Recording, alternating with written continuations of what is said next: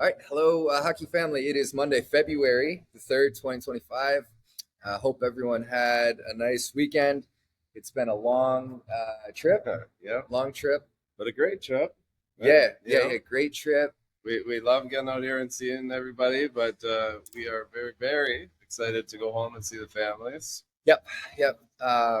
Currently out west here. Final stop out Yeah, at the AHL All-Star. So last night was the skills competition. Tonight the All-Star game itself. So yeah. Last night was interesting watching the skills. You guys having a little fun. It'll be interesting again to see the game tonight. I don't know if you guys know this. I didn't make any All-Star teams, so this is kind of my first time seeing it. Yeah, it's, you had some skill, just I, maybe not All-Star not All-Star skill. caliber. Yeah, that's exactly. Okay.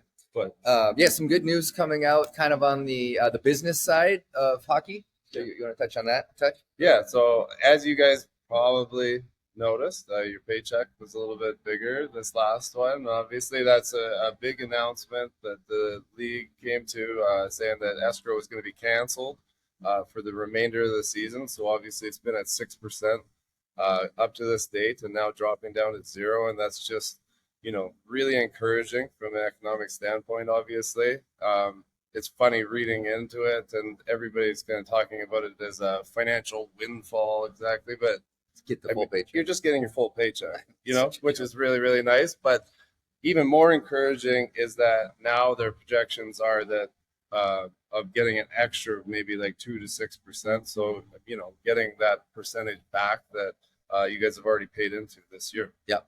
And then yeah, some more good news on kind of what the salary cap might look like here in the coming 3 years. Yeah, exactly. So obviously, right now it's set to jump, that 5 million to 93. But with these earnings, when they kind of get to their final math, there's a chance that it might actually jump a little bit higher than that. That's going to take an agreement between the PA and the league. But it's great that the league's in this situation that we're talking about that.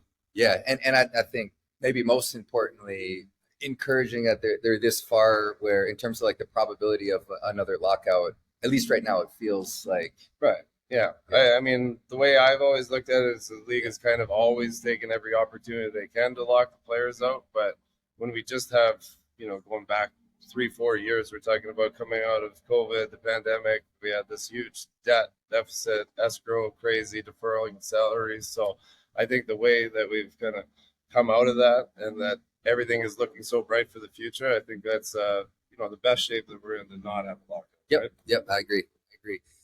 Markets last week pretty eventful, I guess.